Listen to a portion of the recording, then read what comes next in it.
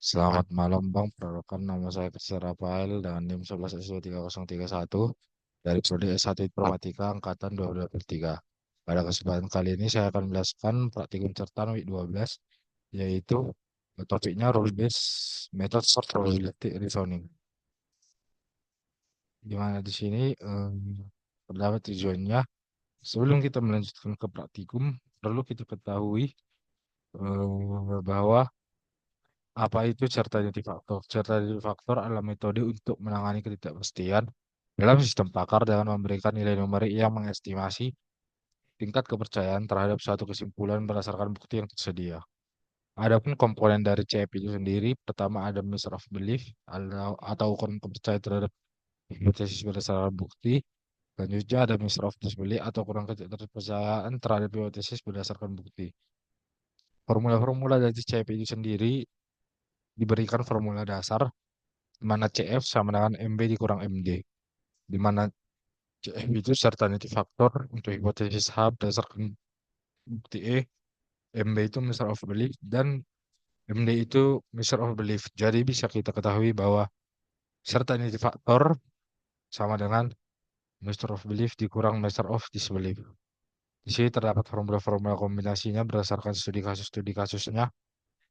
Langsung saja kita masuk ke eh, hasil dan pembahasan ujinya, di mana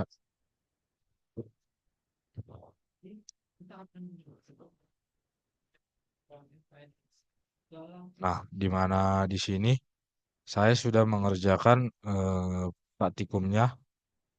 Di sini saya sudah mendefinisikan basis pengetahuan atau knowledge base-nya, di mana saya mendefinisikan gejala, penyakit, aturan, bobot MB dan MD-nya. Selanjutnya saya mengimplementasi fungsi CF-nya di sini. Selanjutnya saya menggunakan mesin inferensi. Di sini ada uji kasus satu tadi, yaitu responden 179, di mana saya akan jelaskan uji kasus satu ini. Nah, hasil pengujian saya terhadap responden 179 itu atau uji kasus satu itu, responden ini menunjukkan beberapa gejala, yaitu gatal, kulit bersisik, ruam kemerahan, dan bentuk menyerupai cincin.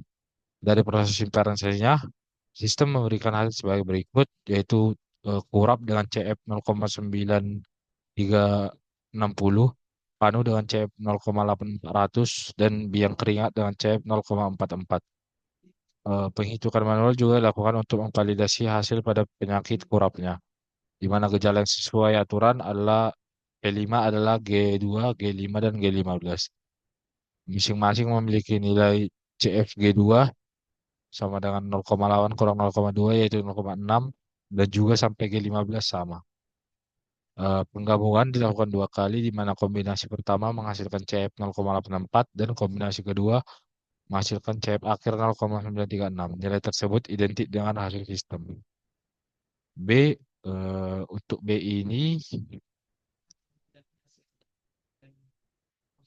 ini adalah responden 137 ini, di mana saya akan menjelaskannya di sini. Hasil pengujian saya itu responden ini memiliki jumlah gejala yang cukup banyak, yaitu 10 gejala, yaitu G2, G5, G11, G1, G3, G6, G7, G8, G9, dan G4.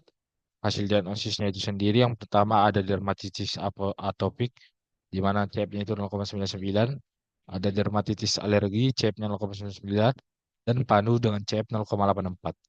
Analisis menunjukkan bahwa banyaknya kecocokan gejala dengan aturan menyebabkan nilai CF keduanya sangat tinggi. Perbedaannya hampir tidak terlihat karena kedua penyakit tersebut berbagi mayoritas gejala, kecuali satu gejala pembeda pada G10. Selanjutnya kita lanjut ke uji kasus 3, di mana uji kasus 3 ini adalah responden 144. Di mana hasil pengujian saya itu gejala yang dilaporkan responden mencakup G2, G1, G7, G9, G10, dan G13. Hasil perhitungan saya pada sistem tersebut, pertama, terdapat urtikaria dengan CF 0,9984 dan terdapat panu dengan CF 0,9360. Gejala pasien sangat mendukung aturan penyakit urtikaria dengan G01, G2, G7, G9, G10 sehingga CF-nya menjadi sangat tinggi. Sementara itu, Panu juga memperoleh nilai tinggi karena tiga gejala utamanya terpenuhi. Ringkasan dari ketiga responden yang saya lakukan itu bahwa responden 179 mengalami kurap, responden 137 mengalami dermatitis atopik, dan responden 144 mengalami urtikaria. Selanjutnya, saya lakukan analisis hasilnya. Yang pertama itu perbandingan dengan data pakar. Perbandingan antara hasil sistem dan tabel pakar pada dokumen menunjukkan bahwa untuk responden 179, sistem dan perhitungan teoritis keduanya mengarah pada tinea atau kurap. Pada responden 137, hasilnya juga konsisten, di mana dermatitis atopik memperoleh CF tertinggi akibat banyaknya gejala yang sesuai.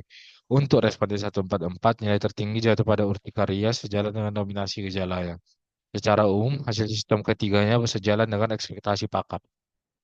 Selanjutnya, analisis untuk mengapa akurasi CF hanya 40%. Eh, Beberapa hal yang menyebabkan rendahnya akurasi dijelaskan sebagai berikut, di mana pertama itu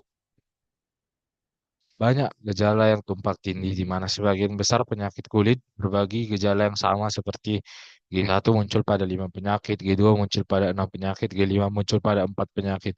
Karena itu, sistem kesulitan membedakan penyakit yang gejalanya mirip. Selanjutnya, nilai CF cenderung semakin besar ketika gejalanya bertambah, di mana rumus penggabungan CF untuk nilai positif selalu meningkatkan CF sebelumnya.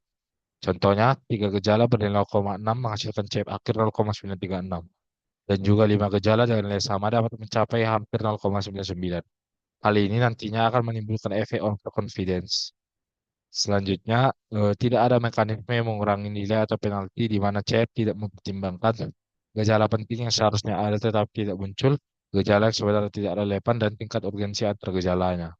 Selanjutnya, bobot MB dan MD-nya masih kurang spesifik. Selanjutnya, tidak ada konteks klinis tambahan dan penyakit dengan banyak aturan lebih mudah mendapat nilai tinggi. Contohnya itu P01 memiliki 10 gejala dan P2 memiliki 9 gejala. Semakin banyak gejalanya, semakin mudah penyakit tersebut mendapatkan CF tertinggi. Lalu representasi gejalanya masih biner. Artinya, setiap gejala hanya dianggap ada atau tidak ada meskipun tingkat keparahannya berbeda. Rekomendasi saya, pertama itu kita harus menormalkan nilai CF berdasarkan proporsi gejala yang cocok, lalu menetapkan batas minimal kecocokan gejala untuk memunculkan penyakit tertentu, memberikan bobot lebih tinggi untuk gejala yang menentukannya, mengombinasikan metode CEP dengan metode lain seperti Fuji, Bayesian, atau Machine Learning, dan menambahkan mekanisme pengurangan nilai jika gejala penting tidak muncul. Sekian penjelasan saya mengenai praktikum WIC 12 Certan ini. Jika ada yang salah, mohon dimaklumi. Terima kasih.